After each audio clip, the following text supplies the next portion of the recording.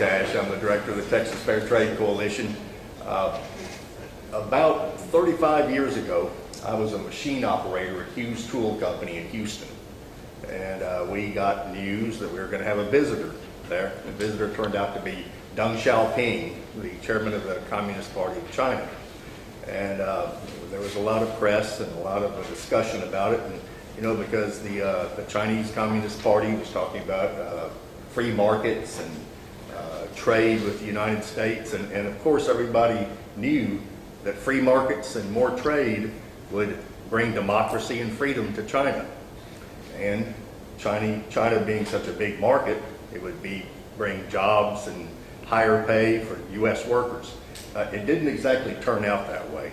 And, you know, as in the years after Deng's visit, a lot of us that had been steel workers at Hughes Tool were keeping up with the news. However, we weren't keeping up on the shop floor because we weren't there anymore.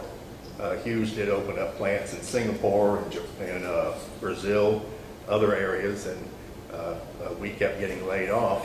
And then we started hearing about free trade agreements.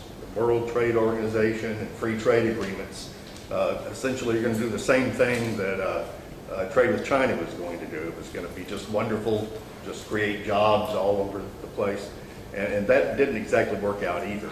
NAFTA, the North American Trade Agreement, that was unfortunately Bill Clinton signed in '94, has cost Texas a minimum of 55,000 manufacturing jobs, and in the United States it's cost about a million jobs so far.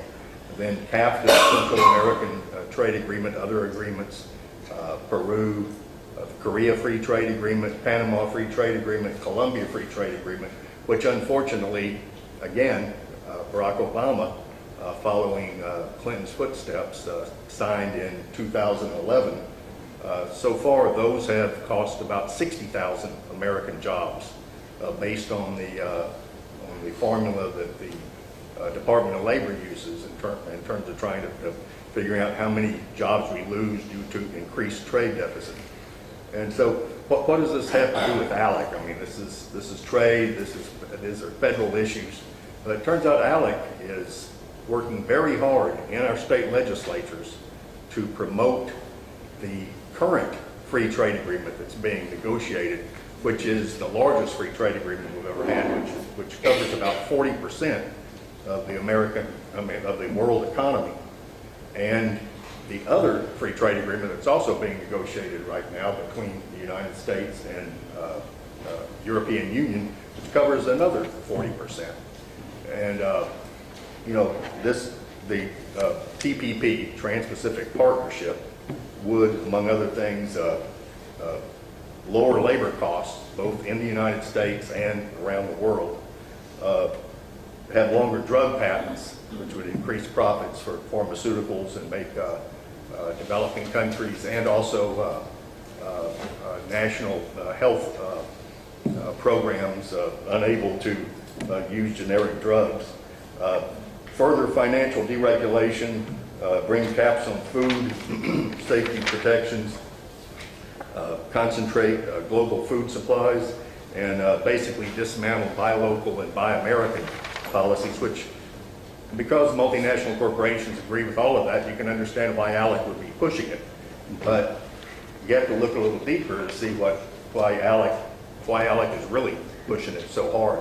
And that is, in all these trade agreements, there's provisions called investor state provision, in which not only the states that sign these trade agreements, but the corporations of those states can challenge laws of the countries that sign those agreements, can challenge those laws in what are called trade tribunals, which are made up of 3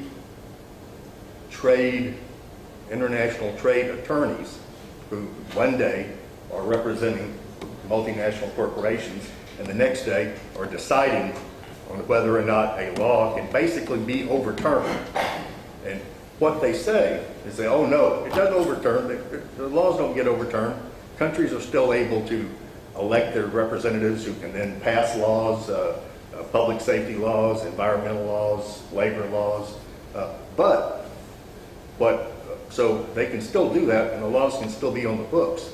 But what happens is that when one of these trade tribunals decides that, say, a program in Mexico, which was set up to help sugarcane workers who have seasonal employment, and a multinational sugar corporation, I'm not sure whether it was American, it was under NAFTA, I'm not sure whether it was American or Canadian, but said, well, that's interfering with our right to free trade. We should be able to have access to that program, and not just those sugarcane workers. And it's ruled that was an interference with free trade, and Mexico has to pay millions of dollars to that sugar company. And with the 80% or more of the world economy coming under these laws, the United States is going to be more and more having to face these kinds of suits. Actually, we've had quite a few, but for the most part, we've won them. But for instance, California, and these figures are at least 3 years old. California had paid more than $100 million in taxpayer money defending environmental laws against suits that were brought under them under NAFTA. They had won them, but they had spent $100 million, certainly could have gone somewhere else. Now, they're probably going to get a little bit of publicity now about this type of tribunal, because sometime in this next year, there are going to be certain pork and beef products that are being sold in the United States that will not have to say where they came from, what country they came from, and that's because one of these tribunals from the World Trade Organization ruled that, and it was a complaint from Mexico, that Mexico said that because the labeling of origin of food, that some of their pork and beef products were being discriminated against by American consumers, and therefore the COOL law, the country of origin labeling, was an impediment to free trade. And so you can see why ALEC is very interested in this, because it's going to set up a dynamic where it really doesn't make any difference who we elect, what laws we put in place. They will have a method by which to challenge and basically overturn those laws. I've forgotten one thing, and that is that when they're giving the award as far as the basis of how much money a company gets, it's based on that company's estimate of their future lost profits. They estimate how much profit they would have made if this environmental law hadn't come into effect, or if this labor law or food safety law, and that's the basis on which there have been actually $2 and $3 billion settlements where countries have been forced to pay. For instance, in Ecuador, after winning their case against a large oil company for devastating the Amazon basin, they had won their case in both their courts and in the United States courts, and won against the oil company. But a trade tribunal ruled against them and ruled that they owe the oil company $1.8 billion. And that's the kind of thing that's going to happen in this country. Right now, in Canada, under NAFTA, a oil company has